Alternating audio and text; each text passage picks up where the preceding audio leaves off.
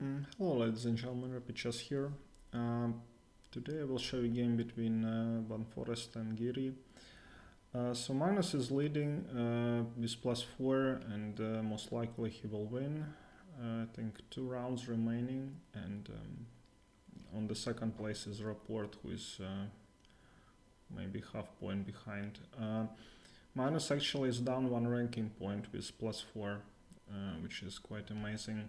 And I don't know, this ranking system is a bit sometimes causes questions.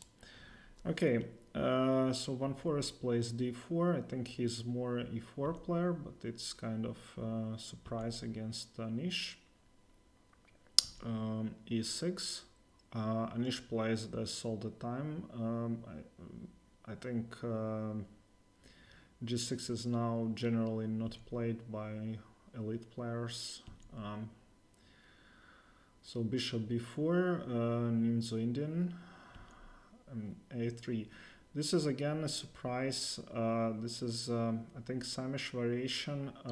It has always had a quite dubious reputation because, like, you kind of spend the tempo on this move, and I don't know.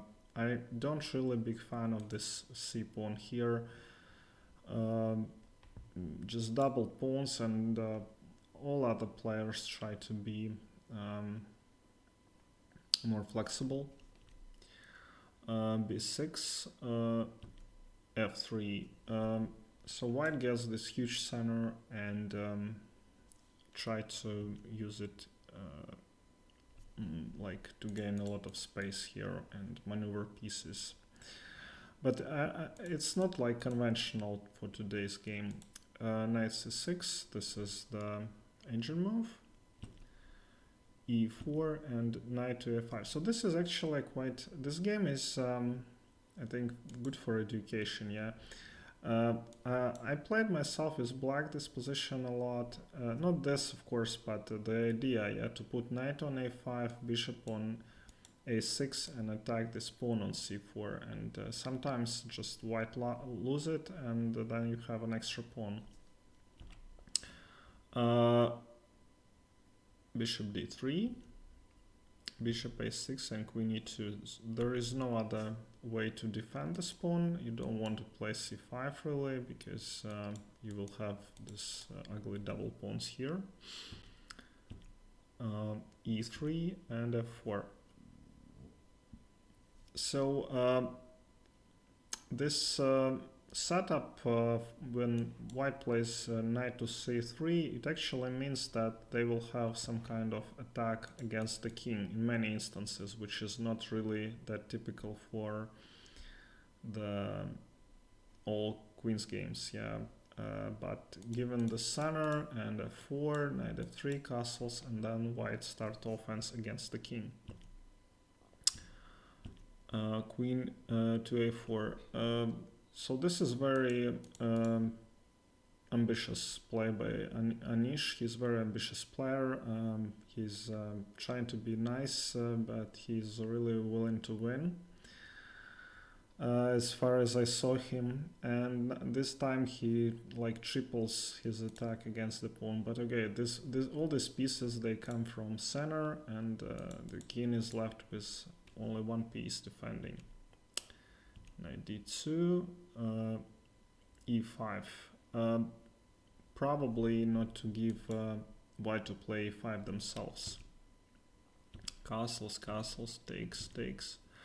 And in this position, Foreest thought for a long time, of course, about this sacrifice. Tal would take, I think, immediately, and then start thinking in this position what to do, but he didn't go for it. He played rook b1, a developing move, and probably defending his bishop from being exchanged by the knight. c5. Anish is playing really risky. He still had this knight to d7. Probably these pieces, they're all near the king, yeah, and of course engine will defend, but it's maybe he was sure that this position could be lost. Yeah, when rook moves here and can do just so many things with these pieces, and these pieces are not doing really much.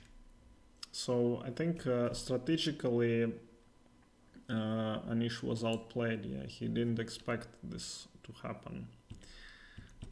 So he took finally queen f3, d5, knight f1. So I don't really know how to comment, but I'd say that this position is strategically lost for black, because these pawns are terrible. This bishop is excellent. Yeah, queen is very strong. Knight comes to the attack, and maybe this bishop is somewhat a problem, but 3 pieces against such a weak king is more than enough. So obviously he wants to get to f5. This is a nice move, not rushing things and moving rook to bishop e1. Again, trying to transfer it to bishop h4. So so this is what actually chess strategy is about. Yeah, that you played all the right moves, and but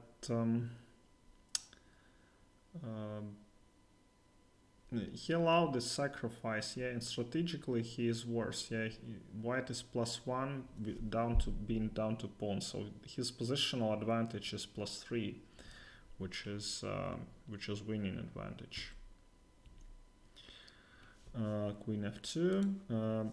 So this is target, and the problem, yeah, that you cannot play to f5, because then white will take it with a piece, probably with the pawn, I think, in order to free the bishop. Rook f1. Notice how all these pieces are still in the game, and king to g7. Engine suggests to move the knight to b7, but normally people just I mean, you don't see what it gives. Yeah, so you just defend the pawn.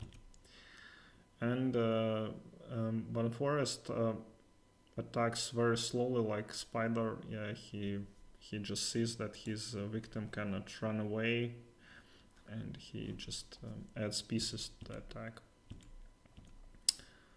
So he captures this exchange. So now he is like equal material, and the position of black is completely lost. Yet he controls all the dark squares. This knight is extremely strong. This knight is just nothing. Queen g5 takes the pawn. Giri could easily resign here, but both players have in time trouble, so there is some hope. Takes. A bit dubious decision, but I'm just saying that maybe this position looks like black has blocked everything, but with this knight going to e7, it's curtains. Check, and the last move of the game, rook to h3. So this is a threat, and if we take, very nice move, d7 wins, and obviously both players saw it. Yeah, so this is a threat, you cannot really do anything. So if you take with the queen, check, and you have to like give up your queen here, and if you take with the bishop, then the same. Yeah, but it's just mating 2 moves. Alright, thank you very much for watching, and see you next time.